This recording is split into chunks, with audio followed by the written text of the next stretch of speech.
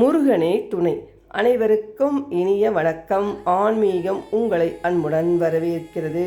பதிவு என்னவென்றால், அமாவாசை என்று கந்திஷ்டி தீபம் இரவில் ஏற்ற வேண்டும். தீபம் ஏற்றுவதனால் கந்திஷ்டி அனைத்தும் பஞ்சாய் பறந்து போய்விடும். எந்த அமாவாசை இருந்தாலும் சரி, அமாவாசை வரும் நாளில் இந்த தீபத்தை நீங்கள் ஏற்ற வேண்டும். நாளை அமாவாசை அல்லவா?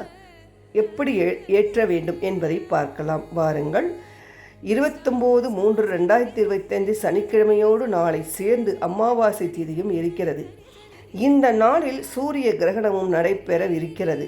ஆனால் இந்த சூரிய கிரகணம் நம்முடைய இந்தியாவில் தெரியாது என்பதால் நமக்கு எந்த பாதிப்பும் இல்லை என்று விஞ்ஞானிகளால் சொல்லப்பட்டுள்ளது. ஜோதிடர்களின் கருத்தும் இதுதான். இருப்பினும் சூரிய கிரகணம் நடைபெறும் போது இந்த பூமிக்கு ஒரு நேர்மறை ஆற்றல் இருக்கும். ஆக இந்த சனிக்கிழமை வரும் அமாவாசைக்கு இரட்டிப்பு சிறப்பு இருக்கிறது.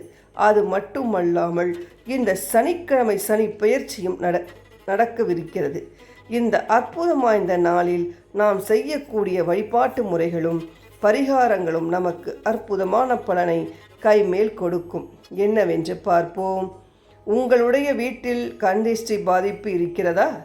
வீட்டில் எதிர்மறை ஆற்றலின் தாக்கம் அதிகமாக இருக்கிறதா? வீட்டில் அடிக்கடி சண்டை சச்சரவு, வீட்டில் இருப்பவர்களுக்கு நோய்வாய்ப்படுதல், வீட்டில் இருப்பவர்களுக்கு அடிக்கடி இரத்த காயம் படுதல், இது போல எத்தனை பிரச்சனை இருந்தாலும் இந்த பரிகாரத்தை நீங்கள் பயன்படுத்தி கொள்ளுங்கள். திஷ்டி விலக அமாவாசை தீபம். அமாவாசை இரவு நன்றாக இருள் சூழ்ந்த பிறகு இந்த விளக்கை வீட்டில் ஏற்றலாம். உதாரணத்திற்கு இரவு 9 மணிக்கு இந்த விளக்கை வீட்டில் ஏற்றினாலும் தவறு கிடையாது. ஊமத்தங்காய் என்று ஒன்று இருக்கிறது. பெரும்பாலும் இது நம்மில் எல்லோருக்கும் தெரிந்த காய்தான். இந்த காயை முன்கூட்டியே கொண்டு வந்து வீட்டில் வைத்து கொள்ளுங்கள்.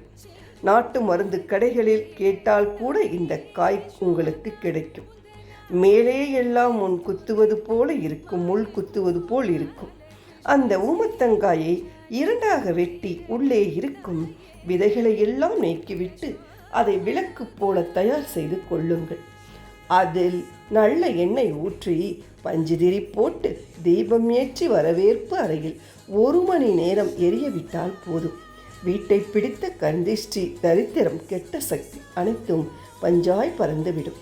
வீட்டில் மீண்டும் கெட்ட சக்திகள் வந்து தங்காமல் இருக்க இந்த தீப வழிபாடு உங்களுக்கு உதவியாக இருக்கும். குலதெய்வத்தை நினைத்தும் முன்னோர்களை நினைத்தும் இந்த வழிபாட்டை மேற்கொள்ளுங்கள். அமாவாசை இரவு 1 மணி நேரம் இந்த தீபம் உங்கள் வீட்டில் ஏற்றினால் போதும். முடிந்தால் உங்களுக்கு வாய்ப்பு கிடைத்தால் இந்த தீபத்தின் முன்பாக அமர்ந்து உங்கள் வீட்டு குல தெய்வத்தின் பெயரை 108 முறை உச்சரிக்க அபரிவிதமான நல்ல ஆற்றல், பாசிட்டிவ் எனர்ஜி உங்களுக்கும் உங்கள் குடும்பத்திற்கும் உங்கள் வீட்டிற்கும் கிடைக்கும் என்ற தகவலுடன் இந்த பதிவை நிறைவு செய்து கொள்வோம். நன்றி, வணக்கம்.